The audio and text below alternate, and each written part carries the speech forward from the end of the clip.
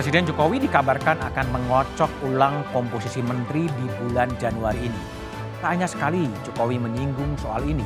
Presiden Jokowi disebut bakal mengganti menteri yang berasal dari partai anggota koalisi yang jalan sendiri. Benarkah kinerja yang menjadi alasan atau karena beda garis politik semata? Lalu siapakah menteri yang akan diganti? Dan bagaimana nasib masa depan koalisi partai pendukung Jokowi? Inilah Satu Meja The Forum, pecah kongsi, menteri diganti.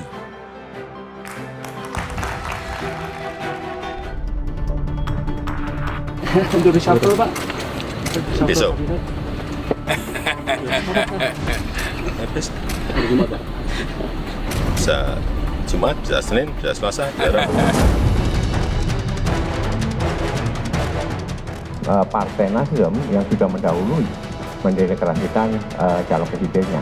Kalau memang gentle betul sudah seperti itu, gitu ya, akan lebih baik. Itu menteri-menterinya lebih baik mengundurkan diri. Jangan sampai ada presiden mendadak, presiden dadakan yang mencoba berasumsi dirinya sebagai presiden atau mempengaruhi presiden, ya, mempengaruhi presidential rights, prerogatif presidential rights presiden. Jangan.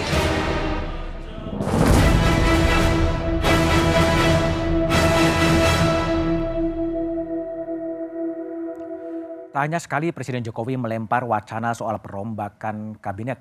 Namun tak ada yang tahu dan pasti apakah reshuffle kabinet semata-mata digunakan untuk memperbaiki kinerja kabinet atau sekadar kejengkelan politik semata. Itulah tema yang akan saya bahas, pecah kongsi menteri diganti dengan sejumlah narasumber yang telah hadir di studio. Dari ujung sebelah kanan Yunarto Wijaya, Direktur Eksekutif Carta Politika. Malam Mas Toto. Malam. Di sebelah kanan saya ada Ketua DPP Partai Nasdem Sugeng Suparwoto. Malam. Sugeng. Di sebelah kiri saya ada Eriko Sotarduga, Ketua DPP PDI Perjuangan. Assalamualaikum. Waalaikumsalam. Dan di ujung sebelah kiri ada Amiruddin Ma'ruf, staf khusus Presiden Republik Indonesia. Malam, Mas Amin. Malam, Mas. Kita coba lihat terlebih dahulu paket yang telah disiapkan oleh tim Satu Meja. Kabar perombakan kabinet makin santer terdengar. Sudah 4 kali Presiden melempar sinyal akan melakukan reshuffle terhadap menterinya. Pada 13 Oktober 2022, saat meninjau proyek kereta cepat Jakarta-Bandung, Jokowi mengeluarkan pernyataan terkait isu perombakan kabinet. Karena selalu ada, pelaksanaan nanti diputuskan. Saat kunjungan kerja di Bogor pada 23 Desember 2022, Jokowi juga berkomentar tentang pergantian menteri. Mungkin kan ada lagi reshuffle, Pak, di ujung jabatan. Mungkin. Awal tahun 2023, isu perombakan kabinet makin nyaring terdengar. Saat meninjau pasar Tanah Abang di Jakarta Pusat, Jokowi angkat bicara. Reshuffle lagi Pak, udah awal tahun. Jadi Pak, Kemarin kan keluhnya. Tunggu aja. Terbaru, dalam kunjungan kerja ke Riau pada 5 Januari lalu, Jokowi kembali menjawab pertanyaan soal pergantian menteri.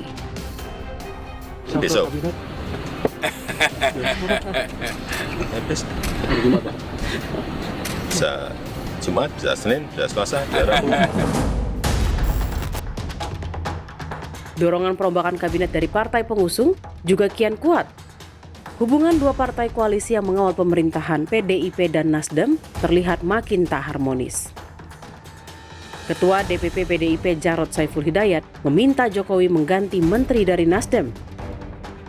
Menteri dari Partai Nasdem layak diganti karena kinerjanya disebut tak sesuai target. Pendeklarasian calon presiden dari Nasdem juga membuat PDIP meminta Nasdem meninggalkan koalisi saat ini. Karena saya ada di Komisi 4, maka kemarin memang saya sampaikan bahwa Menteri Pertanian dan Menteri Kehutanan dan KLH itu perlu dievaluasi. Terkait misalnya, kita sudah berusaha ya menjadi negara yang berswasembada pangan. Kita ingin membangun kedaulatan pangan. Tapi ternyata produksi masih tidak mencukupi. Juga terkait dengan Partai Nasdem yang sudah mendahului mendeklarasikan calon presidennya. Ya, ini juga menjadi catatan. Isu pergantian menteri berhembus kian kuat. Lantas, kapan Presiden akan merombak kabinet? Benarkah karena kinerja yang buruk atau sikap politik jadi penyebabnya?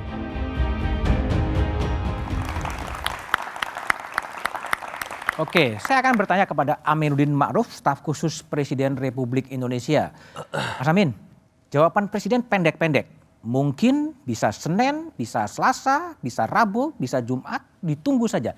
Sebetulnya reshuffle kabinet akan terjadi di bulan Januari? Ya, seperti Presiden sampaikan bisa kapan aja, Mas. Karena kita yakin di sini, saya juga yakin yang ada di sini semua sepakat kalau reshuffle kabinet adalah wewenang penuh mutlak hak prerogatif Presiden. Artinya akan terjadi di bulan Januari ini? Ya tadi saya sampaikan ada kemungkinan itu bisa kapan saja dan memang proses assessment itu selalu dilaksanakan oleh Presiden terhadap anak-anak buahnya di kementerian, di menteri terutama ya. Karena suka tidak suka menteri dan wakil menteri itu adalah jabatan politik yang selalu dinamis seperti inilah. 4 kali wacana reshuffle yang kemudian disampaikan oleh Presiden meskipun jawabannya pendek-pendek. Pesan apa sebenarnya mau disampaikan? Tadi saya sampaikan bahwa proses asesmen itu terus berlanjut, terus berjalan. Bagaimanapun dalam melaksanakan hak prerogatif Presiden, bahwa Presiden tentu melaksanakan hak itu dengan penuh kebijaksanaan dan multi perspektif. Artinya indikator-indikatornya kita sudah punya jelas bagaimana penilaian menteri dan seterusnya. Oke, jadi pertimbangan Presiden akan merombak kabinet semata-mata karena memang kinerja dari menteri-menteri yang dinilai atau karena pertimbangan-pertimbangan politik lain? Dua-duanya, Mas. Dua-duanya itu apa? Ya tadi ada pertimbangan kinerja programatik dan tentunya ada juga pertimbangan politik karena menteri dan wakil menteri adalah jabatan politik, Mas. Oke. Selain mendukung yang sifatnya kinerja programatik disesuai kementerian masing-masing, menteri itu adalah jabatan politik yang harus memperkuat visi misi dari Presiden. Oke, baik. Bung Eriko Sotarduga, Ketua DPP PDI Perjuangan. Ya, Mas Budi. Bagaimana Anda melihat wacana reshuffle yang 4 kali muncul diucapkan oleh Presiden dan juga disampaikan oleh politisi PDI Perjuangan sebetulnya? Sebenarnya tidak ada yang aneh dalam hal Nggak ada yang aneh? Tidak ada. Karena begini, menurut kami apa yang disampaikan Mas Amin tadi ada tambahan satu lagi. Bukan hanya soal kinerja dan dari sudut politik saja. Ada satu lagi. Apa ini itu? bukan karena PDI Perjuangan 3 hal ini ya. Serius Mas Budi. Apa itu? Ketiga itu masalah hukum. Hukum? Ya kan bisa reshuffle karena soal hukum. Oh, Kan begitu. ada Jadi ya? ada soal kinerja, ada soal politik. Artinya dan Anda ada mengindikasikan ada... saya tidak ada menyampaikan seperti itu, tapi kan penyebabnya bisa terjadi emang ada reshuffle yang karena terkait itu. masalah hukum? Saya enggak tahu kalau soal hukum, tapi kalau soal kinerja, Enggak tahu tadi diomongnya ada masalah hukum. saya katakan inilah penyebab yang bisa orang direshuffle. Oke. Nah, tapi yang saya tahu kinerja dan dari sudut politik itu pasti. Nah, pertama dari kinerja, tadi sudah disampaikan Mas Jarod. Bayangkan nih Mas Budiman, katanya akan ekspor beras ke China. Oke. Kurang lebih 200.000 ton. Yang ada sekarang import beras ke Indonesia, baru masuk 200.000 ton. Oke. Mas Budiman, andaikan ini terjadi, tidak diantisipasi dengan baik, bayangkan rakyat Indonesia yang akan mengalaminya. Pertama, inflasi yang tinggi. Kedua, kekurangan bahan pangan. Oke. Nah, itu bukankah suatu hal yang sangat fatal? Itu yang kemudian harus ada reshuffle tadi. Banyak hal lagi. Kalau kita mau kaji di sini, nanti bisa ditanyakan dengan Komisi 4. Belum yang lingkungan hidup. Bahwa ada tanah perum perhutani yang 2,4 juta hektar setengah ditarik ke KLHK. Oke. Nah, ini ada hal apa? Oke, baik, Kan? baik. Batas-batas perkebunan dan batas-batas tambang. Tadi kita diskusi juga dengan Mas Sugeng tadi sebelum acara ini. Itu juga tidak jelas. Oke. Ini akan menimbulkan masalah di kemudian hari. Oke. Nah, jadi kalau dari segi kinerja itu sudah pasti penilaian di Komisi 4. Silakan ditanyakan teman-teman hasil rapatnya. Kedua, soal politik. Sekarang begini Mas Budiman. Mau mencari antitesa, apa maksudnya?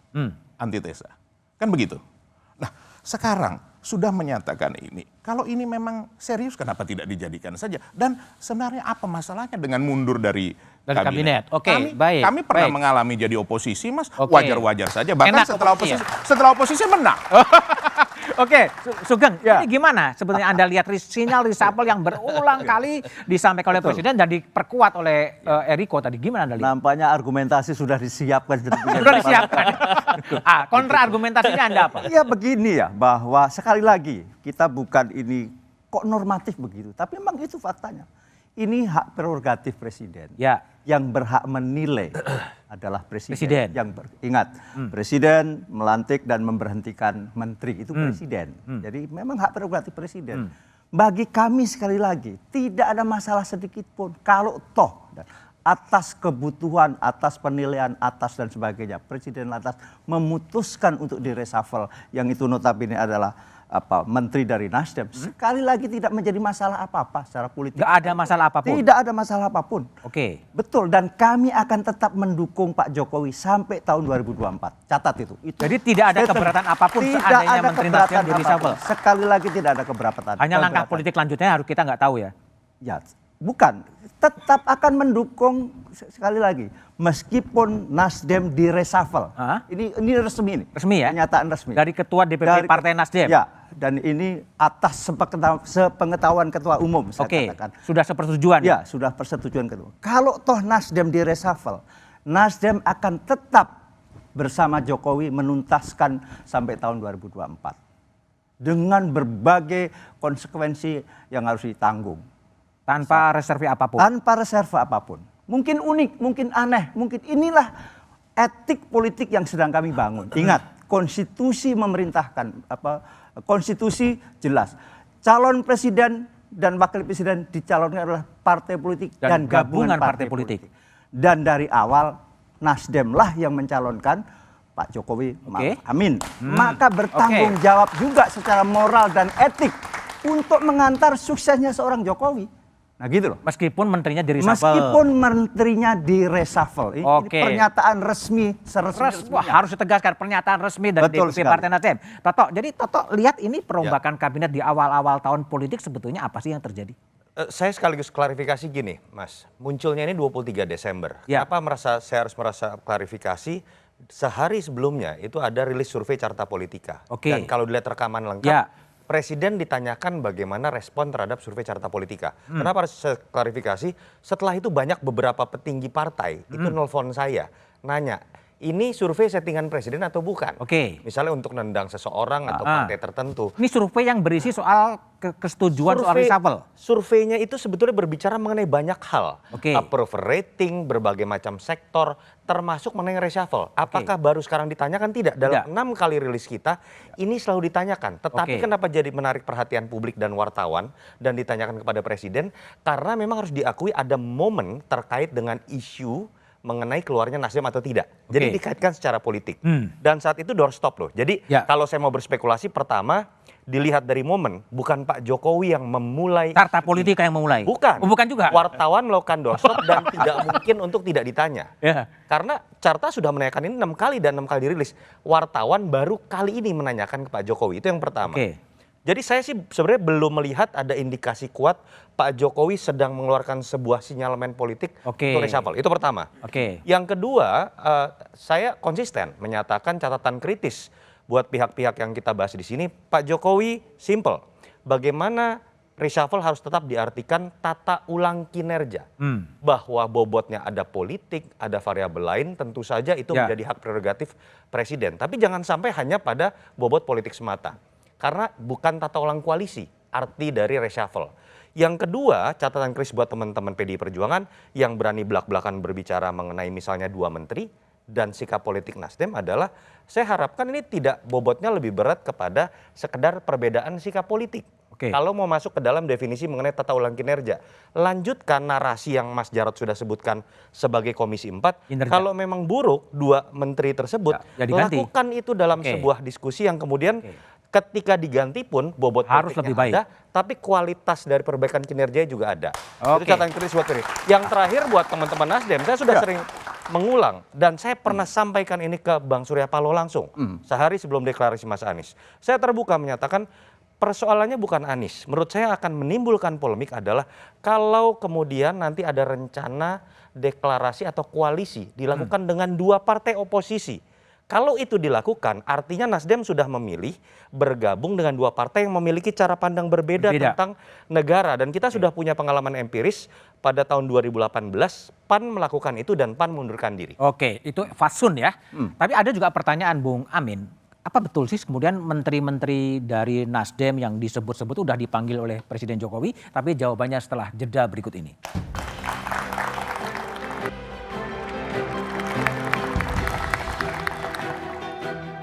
Masih bersama saya Budiman Tanurjo di satu meja The Forum. Sebelum ke Bung Amidun Rauf, saya akan ke Mas Sugeng Suprawoto dulu. Tadi Yunarto memberikan contoh 2018 PAN kemudian memilih untuk mundur dari kabinet. Apakah itu ada kemungkinan dilakukan oleh Nasdem? Sekali lagi tidak. Tidak. Itu artinya apa? Secara moral dan etik kita melakukan politik yang tidak baik. Kenapa demikian? Ingat, yang mencalonkan itu adalah Nasdem. Maka Nasdem bertanggung jawab sampai tuntas tugasnya Jokowi di tahun 2024. Itu bukan karena, catat, bukan karena kita mau menjilat kekuasaan. Tidak. Itu adalah kewajiban moral etik bagi partai Nasdem. Karena yang apa? Dan yang akan setia sampai 20 Oktober 2024. Persis. Banyak sekali godaan hari-hari ini yang godaan artinya apa? Ya kita mau dijorokin agar keluar dan sebagainya, sehingga bisa saja kan dengan emosional atau apa. Tidak kami itu. Kami sadar betul memang ini langkah seolah-olah tidak biasa. Tapi kita harus justru membiasakan langkah-langkah yang moral, etik yang benar. Tidak akan mundur, tapi kalau kemudian di reshuffle ya monggo-monggo saja. Monggo saja. Monggo. Tetap kita akan mensukseskan Jokowi sampai tahun 2024. Oktober 2024. Sampai apa yang disampaikan Yunarto misalnya. Loh, tapi PDIP baiknya mundur aja lah. Itu lagi-lagi mundur dalam pengertian koalisi. Oh tidak kami. Mundur sebagai menteri aja keluar. Oh itu sekali lagi, itu kan presiden yang tidak akan mundur, tapi kalau dimundurkan monggo. Monggo. Bung Eriko, jadi gimana? Jadi PDIP tuh ngotot kelihatannya kan, selain program kinerja ya udah mundur aja kira-kira gitu. Begini, Mas Budiman, saya perlu ingatkan juga Mas Sugeng bahwa Pak Jokowi itu adalah kader PDI Perjuangan. Nah, itu jelas ya. Artinya apa? Suara PDIP, suara Pak Jokowi dari gitu? awal mulai dari wali kota sampai akhirnya gubernur dan kemudian menjadi presiden itu diusung oleh PDI Perjuangan. Nah, dan itu kader PDI Perjuangan. Nah, kami betul-betul berkepentingan untuk kesuksesan program dan juga pekerjaan Pak Jokowi sampai nanti dengan selesainya. Nah, sekarang dalam kenyataan yang ada, itu perkembangan yang ada. Tadi sudah kita sepakati bersama, tadi Mas Toto nyampaikan juga bagaimana awalnya terjadi perkembangan seperti itu. Kan tadi saya sudah sampaikan di awal bahwa ada penyebabnya, baik itu kinerja, politik, ataupun bisa saja hukum. Kan seperti itu. Nah, sekarang unsur-unsur ini, kinerja ini sudah ada. Tapi sekali lagi Mas, bahwa ini sepenuhnya hak dan kewenangan Bapak Presiden Jokowi. Tapi kan PDIP mendesak-desak agar dirombak kabinetnya atau kemudian menteri-menteri Nasdem itu mundur. Emang PDIP udah menyiapkan kader? Begini, kan sudah ditanyakan oleh rekan-rekan media sehingga dijawab oleh Mas Jarod bahwa memang dasarnya ada. Dari sudut kinerja juga jelas. Tapi ada satu yang menarik Mas Budiman hari ini. Saya tadi baca di mana itu bahwa ada pernyataan yang menyampaikan bahwa kalau ngotot nanti misalnya AHY atau dari koalisi artinya kalau ini itu koalisi tidak terjadi. Nah, jangan-jangan kalau ini tadi menjawab apa yang disampaikan AHY dengan reshuffle? Jangan-jangan ini nanti mungkin bisa saja tidak terjadi hal ini dan kembali balik badan bisa juga. Saya tidak tahu apakah nanti Nasdem nanti kembali lagi tidak mencalonkan yang sekarang sudah dicalonkan. Kan itu perkembangan yang menarik juga. Seperti itu. Itu kalau saya melihat Mas. Tapi sekali lagi, bahwa unsur-unsur ini sudah terpenuhi. Tinggal sekarang Bapak Presiden Jokowi, dan tadi sudah dijawab Mas Amin, besok itu terserah Pak Jokowi, mau minggu depan, mau akhir Januari, mau Februari, itu kan kepentingan beliau sebagai presiden yang mengomandoi seluruh menteri-menterinya. Kalau soal pergantian Mas, sama siapa saja monggo. Kan begitu, yang punya kemampuan tentunya, jangan nanti problem yang sama terjadi lagi. Baik. Mas Amin, jadi sejauh mana sih dinamika di internal istana? Apakah betul sudah ada pemanggilan, sudah ada menulis kira-kira siapa yang mengganti siapa dan lain sebagainya gitu? Saya rasa belum sejauh itu, Mas. Tapi prinsipnya adalah ada atau tidak ada reshuffle, pasti kebijaksanaan presiden itu dengan multi perspektif. Ya. Hak prerogatif presiden itu adalah berdiri sendiri, tapi dilaksanakan sekali lagi. Pak Jokowi ini orang Jawa penuh, tadi Mas Sugeng juga sudah sampaikan, moral, etik, politik selalu dijunjung tinggi oleh presiden, bahwa kalaupun ada dan tidak ada reshuffle, itu murni pertimbangan presiden dengan kebutuhan pemerintahan yang beliau pimpin dan juga kebutuhan bangsa dan negara kita. Ya. Oke, jadi kalau kembali ke Toto, jadi sebenarnya kalau Anda lihat ya, kan carta politik kan juga menanyakan kepada publik ya, bahwa persetujuan untuk reshuffle kabinet atau tidak, 61 ya kira-kira yang menyetujui reshuffle kabinet. Itu karena problem apa sebetulnya? Saya tidak menanyakan lebih lanjut ya, tetapi memang awal mula temuannya yang menarik adalah ada gap antara kepuasan kepada presiden yang sudah menembus angka di atas 70% dengan kepuasan terhadap kementerian yang gapnya sekitar 11-12%. Lalu kita tanyakan lebih lanjut apakah setuju dengan reshuffle atau tidak, ternyata korelasinya linear juga.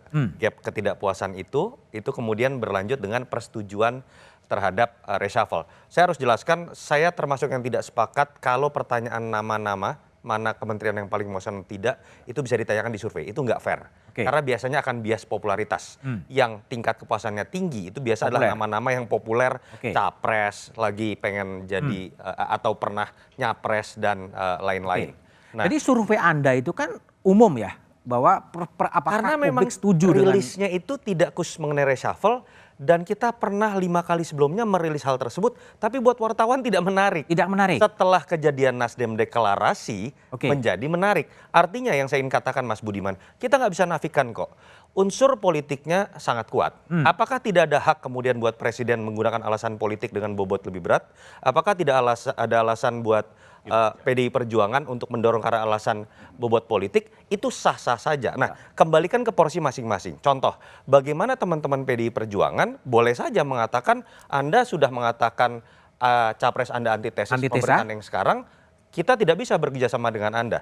Tapi jangan kurangi bobot kualitas reshuffle-nya. Lakukan, saya berharap ada dialog-dialog antar teman-teman Komisi 4, Nasdem dengan PDI Perjuangan, berdebat mengenai bobot seorang mentan yang misalnya kita sedang perdebatkan berkualitas atau tidak. Sehingga kemudian presiden mendapatkan masukan yang baik dan tetap kemudian bisa mendapatkan kualitas dari reshuffle-nya. Itu yang pertama. Yang kedua, buat presiden sendiri punya hak untuk melakukan reshuffle hanya karena alasan politik pun hak. Itu namanya prerogatif. Tapi kan dengan sisa waktu alangkah baiknya ada bobot kualitas juga. Karena yang harus diingat adalah presiden ini kapasitas tertingginya itu adalah kepala pemerintahan. Bukan kepala koalisi. Kalau dia hanya kemudian menggunakan variabel politik menjadi satu-satunya alasan, kapasitas dalam kepala pemerintahannya itu menjadi turun menurut saya. Catatan kritis buat Nasdem biar imbang juga begitu ya. Saya agak tetap tidak bisa membaca sebuah logika bahwa koalisi itu dilakukan dengan partai oposisi itu kan 2024. Pertanyaan saya sebaliknya adalah, lalu atas dasar apa Anda berkoalisi dengan partai yang jelas-jelas sekarang berbeda? Urusan IKN berbeda, urusan BBM berbeda. Artinya kan tidak ada tuh yang selama ini digembor-gemborkan kesamaan platform, visi misi, jangan-jangan memang kepentingan politik pragmatis semata. Saya jawab itu. Jadi begini, kenapa hari ini baru dengan Demokrat dan PKS? Sekali lagi, baru dengan Demokrat. Baru dengan? Iya. Artinya apa? Nasdem membuka diri kepada partai apapun. Tapi kan ada fakta lain, fakta politik. Setidaknya sebatas apa yang disebut dengan KIB, apa yang disebut dengan koalisi Gerindra dengan PKB. Maka yang ada di luar itu baru Demokrat sama PKS. Sekali lagi ya, persoalan ini bukan milih-memilih, tidak. Tapi kebetulan saja. Adanya itu. Itu kan fakta politik juga. Padahal kami tidak membatasi. Siapapun bisa berkoalisi dengan apa yang kami calonkan, yakni hari ini adalah Anies Baswedan. Sekali lagi tidak sebatas. Itu kan hari ini. Ini politik dinamis. Ada panggung depan, ada panggung belakang. Panggung belakangnya apa itu? Panggung belakangnya adalah semua partai politik juga komunikasi dengan kami, membuka kemungkinan untuk koalisi. Yang belum tercapai apanya? Yang belum tercapai ya kita yang 3 aja belum kan? Begini, ada partai politik bisa memutuskan karena otoritasnya. Oke. Ada partai politik yang tidak memutuskan karena sesuatu yang otoritasnya tuh terbelenggu dan sebagainya. Ini fakta politik yang itu panggung belakangnya. Oke. Saya kira semuanya tahu dalam percaturan hari. Ada partai politik yang tidak punya otoritas bahkan untuk memutuskan keputusannya hari ini. Tapi gini, Geng, kalau tadi surveinya Toto itu kan 61,8% setuju reshuffle kabinet kan umum ini. Umum sifatnya. Tapi kenapa Nasdem yang kemudian diarah? Nah, itu yang tidak. Kalau menurut Anda apa? Kalau tadi kan mengevaluasi misalnya Komisi 4. Saya mau buka Komisi 7. Kalau dilihat prestasi, tidak pernah tercapai lifting minyak yang ditetapkan APBN. Menterinya siapa? Oke. ESDM, PDI. Tapi kami itulah bagian yang tetap mau kenapa. Tapi kita tidak menjadi alat politik, alat legitimasi. Tidak. Oke. Ya. Dalam konteks reshuffle, dalam konteks prestasi. Lifting minyak ditargetkan APBN tahun 2022 misalnya adalah 703.000 barrel per day. Jadi ada yang juga tidak perform kira-kira sangat begitu ya? Kalau diukur dari sekedar kinerja. Oke, jadi lebih alasan politik ya? Kan tadi dengan argumentasi kinerja. Gitu. Gimana, Bung Eriko? Ada juga menteri yang nggak perform nih menurut komisi itu. Monggo, silakan. Silakan apa? Di reshuffle juga? Silakan dinilai. Ini kan hasil dari rapat di Komisi 4. Oke. Yang ada kesimpulannya. Dan itu ada datanya. Dan itu kejadian yang terbukti sahih. Tapi kan sekali lagi itu keputusan presiden. Siapapun yang mau di reshuffle ataupun tidak. Terserah presiden. Monggo saja. Poinnya sama Mas Budiman. Jadi ini Mas Budiman. Ini kan sebenarnya tadi kan pertanyaan. Ini kan sumbernya dari Carta Politika yang kebetulan 3 kali tadi disampaikan oleh Mas Toto ini. Memang Carta Politika 3 kali, Carta Politika. Kemudian wartawan menanyakan. Wartawan juga? Ya, kepada kami. Yang goreng wartawan juga gitu? Sah-sah saja. Media kan salah satu juga pilar demokrasi. Tidak ada yang salah dalam hal itu. Nah ditanyakan, dijawab oleh Mas Jarod bahwa kinerjanya memang tidak baik. Oke. Itu nyata. Lah kalau Mas Sugeng monggo saja kalau Komisi 7 mau mengevaluasi silakan saja. Kami karena kami merasa menjadi bagian dari koalisi, justru ini kita perbaiki terus. Nah, saya agak berbeda, Mas. Menurut saya malah apa yang kita lihat dalam perdebatan hari ini, ada PDI Perjuangan yang membuka data Komisi 4 versi anggota PDIP. Mas Sugeng sedikit tadi kemudian melontarkan terkait pandangannya mengenai kekurangan Menteri ESDM begitu ya. Yang betul konsep check and balances itu seperti ini.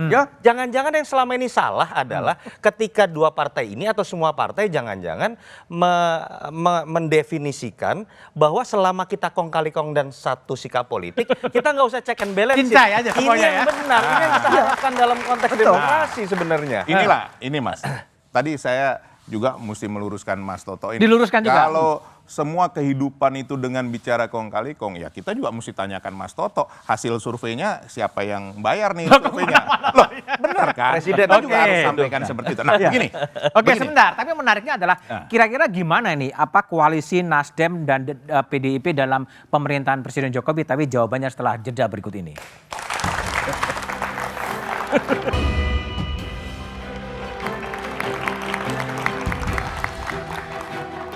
Masih bersama saya Budiman Tanurjo di Satu Meja The Forum. Kembali ke Sugeng Suparwoto.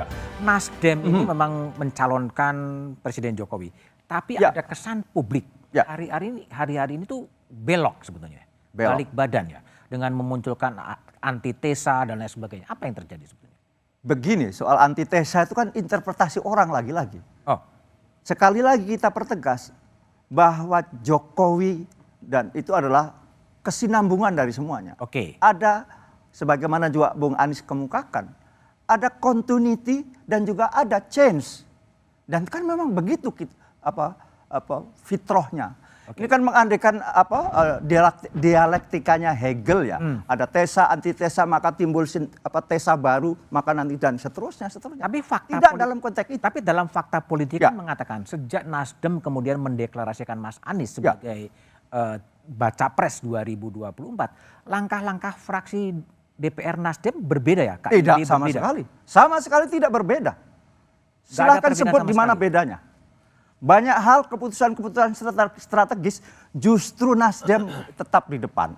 Soal pendanaan IKN misalnya, kan Nasdem nggak mau sebenarnya ikut. Di mana nggak maunya? Kita tetap kok ikut mendukung, itu sudah menjadi undang-undang kok. Sama sekali nggak mengkoreksi apapun soal IKN. Yang menggunakan dana dari APBN dan lain sebagainya itu? Tetap kan itu di APBN sudah diketok. Artinya apa? Persetujuan masing-masing fraksi dan komisi sebagaimana penyusunan kita APBN itu masuk, kita sudah se-enjoy di APBN tahun 2023 sudah disahkan, seluruh fraksi sudah mendukung. Tidak ada perubahan apapun. Tidak ada perubahan apapun. Tapi gimana? Kalau Eriko lihat, Sekjen PDI Perjuangan Hasto Kristianto mengatakan sejak deklarasi itu ada perubahan perilaku politik, sikap politik dari Nasdem di DPR yang mengganggu soliditas dari partai koalisi pemerintahan di parlemen. Gimana Anda lihat? Itulah yang saya sampaikan tadi sebenarnya Mas Budiman. Kalau yang disampaikan Sekjen itu, perubahan itu pasti ada. Perubahan dari Nasdem? Ya, tetapi misalnya apa sih? Dikatakan sampai signifikan betul, sampai misalnya apa yang menolak total itu tidak ada. Tidak ada. Ya. Tapi terlihat itu perubahan-perubahan. Sebenarnya begini, simpel saja sebenarnya. Makanya kenapa tadi saya sampaikan juga di awal, bahwa sebenarnya sikap seperti Nasdem ini hal yang biasa. Biasanya kenapa Mas Budiman? Ya, biasa juga kelihatan agak agresif PDIP. Saya ingin mau mengajak kita untuk berpikir secara terbuka ya. Bahwa kan ada market yang juga yang mau dituju. Kan ini partai politik mau menang. Market elektoral ya? Ya, market elektoral. Sekarang begini, ini kalau memilih yang di bagian Bapak Presiden Joko Widodo dan juga nanti keberlanjutannya, itu kan segmentasinya katakanlah let's say 60-70%. Ada segmentasi yang 30% yang masih free. Ini yang sebenarnya mau diambil oleh Nasdem. Hanya saya melihat kenapa itu tidak diwujudkan, kenapa harus tanggung. Karena di dalam dunia politik, coba tadi lihat, rakyat itu betul-betul sangat memahami. Mas Winarto, Anda tadi yang menyampaikan bahwa popularitas Pak Jokowi 71%. Tapi diminta 3 kali, apa tidak drop? Artinya apa? Artinya rakyat sudah sangat dewasa. Nah, dalam hal konteks ini artinya apa? Dalam konteks ini seharusnya, ini ya kalau kita beradu argumentasi dalam dunia politik, seharusnya segmentasi yang kemungkinan 30% ini di pihak ya katakan Anies ini dengan grupnya Nasdem ini harusnya diwujudkan. Tapi ini kan tidak terwujud juga sampai saat ini. Belum. Tadi dikatakan calonnya ini tidak disetujui. Ini kan hal-hal yang prinsip. Kan begitu. Tapi ya monggo saja kan politik kan masih dinamis. Nah, tapi sampai saat ini belum terbukti. Jadi ya kalau saya sebenarnya walaupun nama saya Riko Sotarduga, saya tidak mau menduga-duga. Jangan-jangan ini Mas Budiman. Ini langkah Nasdem mau balik arah lagi.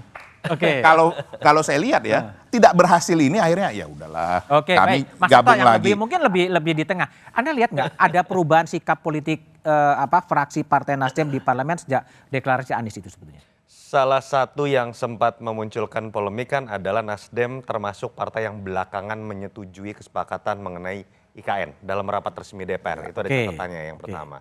Yang kedua sebenarnya lebih ramai itu bukan dalam sikap DPR atau dalam rapat komisi. Sebetulnya dalam talk show di media ketika bahasannya adalah politik elektoral. Ya, saya kasih contoh saja yang membuat kontroversi. Statement pertama terkait antitesis itu muncul dari orang yang sekarang juga saya tidak tahu apakah masih di Bang Zulfan Lindan ya? Bang Zulfan Lindan. Di situ kemudian muncul perdebatan. Yang kedua salah satunya misalnya dari tafsiran Gus Coy atau Effendi Hoiri yang sempat mengutarakan mengenai IKN ini fantasi.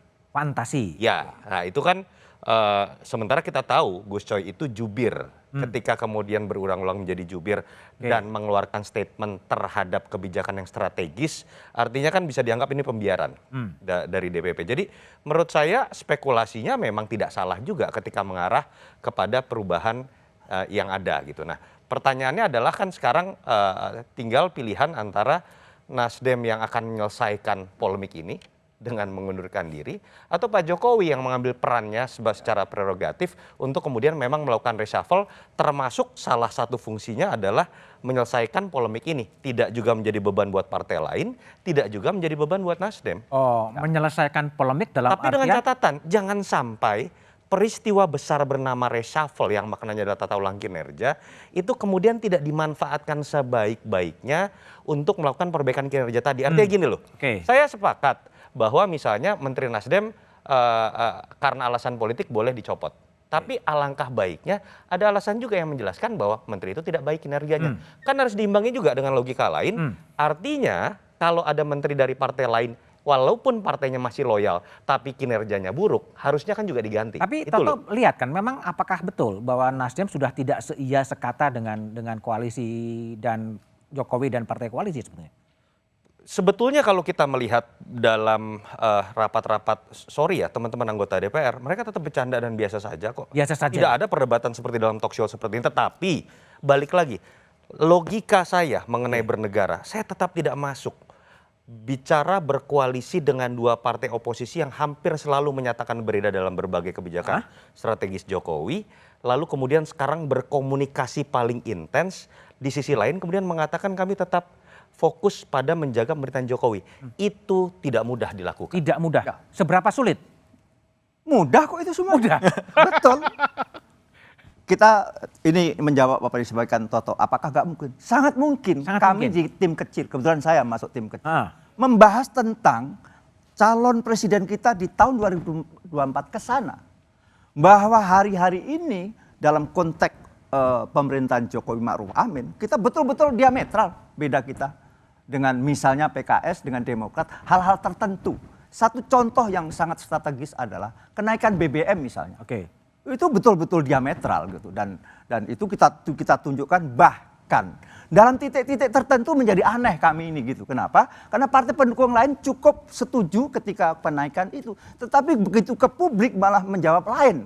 Kita bisa memberi contoh lah gitu. Tapi kan nggak perlu juga diungkap. Nggak perlu juga ya. Lah ya itulah, kan aneh itu. Kami yang, mohon maaf, saya sebagai ketua Komisi 7 bahkan menjadi juru bicara pemerintah dalam hal ini tentang kenaikan BBM misalnya. Kenapa? Karena kita melihat politik dan ekonomi harus kita dudukkan pada realitas yang rasional. Meskipun ada afirmatif. Pertanyaannya kalau diametral ngapain koalisi?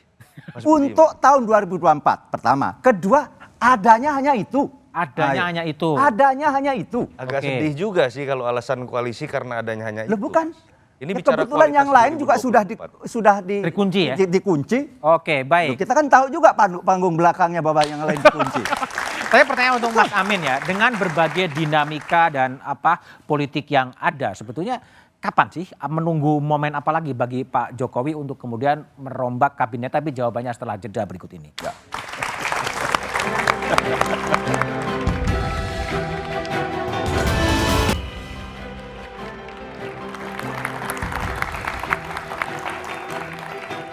Masih bersama saya Budiman Tanurjo di Satu Meja The Forum. Aminuddin Rauf. Jadi banyak sekali dinamika politik yang terjadi. Jadi kemudian Presiden Jokowi pasti akan merombak kabinet dengan alasan apapun atau seperti apa sebenarnya akan dikerjakan? Tadi yang kami sampaikan di awal bahwa hak prerogatif Presiden di bidang reshuffle itu dilaksanakan tentu dengan pertimbangan dan kebijaksanaan yang sangat matang. Yang kedua dengan multi perspektif. Saya ingin menyampaikan dari perspektif yang lain. Bahwa reshuffle tidak hanya mengganti atau menteri. Ya, tapi juga mengisi posisi yang kosong. Saya kasih contoh misalkan wakil menteri luar negeri. Mamen, Kita punya tantangan di geopolitik hari ini yang begitu dinamis. Pasca G20 kita menjadi presidensi G20 yang begitu sukses. Terus kemudian tahun ini juga kita menjadi keketuaan di ASEAN. Ini kan dari tadi kita tidak bahas. Artinya apa? Mengisi kekosongan wamen ya? Yes. Based on-nya itu adalah, pertama adalah kebutuhan untuk meningkatkan konsolidasi pemerintah dalam mewujudkan visi presiden. Yang kedua adalah pertimbangan presiden untuk mewujudkan tadi yang kebutuhan tentang legacy beliau selama memimpin sampai akhir 2020. Oke, baik. Bung Eriko. Politik memang pertemuan berbagai kepentingan. Apakah dalam konteks yang sekarang kemudian koalisi antara PDIP dan Nasdem betul-betul akan pecah kongsi atau kemudian hanya kepentingannya yang nggak ketemu sebetulnya? Sebenarnya simpel saja Mas Budiman. Politik betul ingin mencapai kekuasaan. Tapi bagaimana cara mencapai kekuasaan itu? Ada sebenarnya hal-hal yang prinsip yang memang tidak boleh dilanggar dalam dunia politik. Walaupun acap kali ini sering dilanggar. Artinya begini, dari awal kita bersama-sama ya sampai akhir kita bersama-sama dan konsisten. Artinya ada yang dilanggar sekarang? Nah itu kan tergantung persepsi masing-masing. Saya kan sampaikan tadi jangan dilanggar. Nah, kedua, apa yang juga paling penting? Bagaimana menjaga supaya presiden ini kinerjanya sampai akhir juga baik. Nah, yang ketiga, jangan juga memanfaatkan pada saat periodisasi ini, kemudian ikut di dalam, tetapi pada akhirnya juga nanti akan berbeda. Kan disampaikan juga oleh Pak Sekjen kami, kalau kami memang tidak pernah ingin menusuk dari belakang. Menusuk dari belakang? Itu ditujukan ke siapa sih? Siapapun. Siapapun, Siapapun itu. Kan kita tidak menunjukkan pada satu orang, jawaban itu juga tidak ditujukan pada satu kelompok tertentu. Atau siapapun pokoknya? Siapapun. Nah, ini hal-hal yang sebenarnya seperti ini yang perlu kita jaga. Baik. Sugeng, menusuk dari belakang itu dialamatkan kepada siapa kalau dalam bacaan Anda? Marilah kita jaga suasana dan momentum. Ada momentum ini. Kenapa? Momentum ini sedang momentum bagus. Kenapa? Krisis dunia yang diperkirakan dalam ternyata tidak sedalam yang kita khawatirkan. Berbagai analisis terakhir IMF dan sebagainya menyatakan. Dan alhamdulillah dari momentum yang kita jaga dengan baik, Indonesia tetap tumbuh. Tapi bahkan menjadi betul nggak sih pengharapan. sinyalemen yang ditujukan menusuk dari belakang itu Nasdem? Itulah makanya, janganlah menginterpretasikan sesuatu yang membuat suasana justru tidak kondusif. Tapi Anda merasa menusuk dari belakang? Sangat tidak. Dan tidak ada niat sedikit pun untuk menusuk. Wong ini presiden yang kita calonkan. Bagaimana kita itu mengkhianati apa yang sudah kita sampaikan seperti tadi. Ada kewajiban moral dan etik untuk mensukseskan. Sekali lagi. Setia sampai garis akhir ya? Justru mensukseskan sampai tahun 2024. Tetapi Nasdem juga punya hak moral dan etik dan konstitusi untuk mencalonkan siapapun pemimpin nasional, karena salah satu tugas partai politik adalah rekrutmen kepemimpinan. Untuk kapan? Untuk pasca tahun 2024. Pasca 2024 itu 14 Februari ya? Pasca presiden ini mengakhiri tugas dan tanggung jawab. Itu firm bagi kami.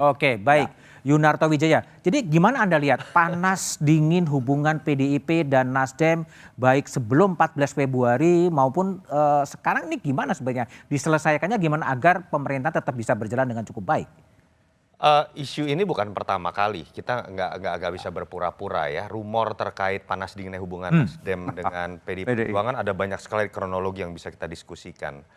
Dan yang sebetulnya menarik adalah di situ kan ada sebuah kenyataan. Dua partai ini memang memiliki dua tokoh yang paling berpengaruh di Indonesia. Kalau kita bicara hubungan antara Pak Jokowi dengan ketua umum lain, sifatnya bisa dikatakan, saya bisa mengatakan mungkin cenderung Pak Jokowi ada di atas. Tapi karena faktor senioritas, dua orang ini punya hubungan yang lebih bisa sensitif sifatnya.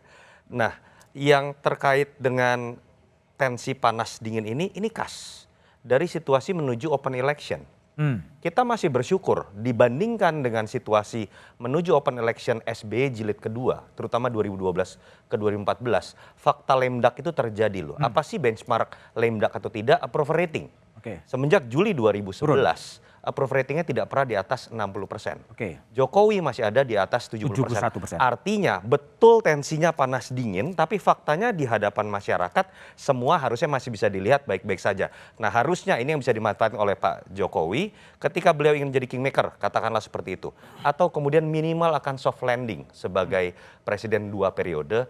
Ketika ingin jadi kingmaker pun, yang akan bisa menjadi modal utama keberhasilan beliau jadi kingmaker itu bukan kepiawaian beliau kemudian memainkan politik balas budi atau bagi-bagi kursi kepada partai-partai. Kalau approval ratingnya tinggi dan itu hanya bisa dilakukan melalui kinerja, itu sudah menjadi modal lebih dari cukup. Baik, Yunarto Wijaya, Sugeng, Eriko, dan Aminuddin Rauf. Isu reshuffle kabinet telah ikut menghangatkan suhu politik di tahun politik. Karena mengganti menteri adalah hak Presiden Jokowi, biarlah Presiden Jokowi menilai apakah kabinet mau dirombak atau tidak. Publik hanya berharap agar tugas konstitusi menyejahterakan rakyat dan menghadirkan keadilan bisa dipenuhi. Demikian Satu Meja The Forum malam ini, sampai jumpa pekan depan. Selamat malam dan terima kasih.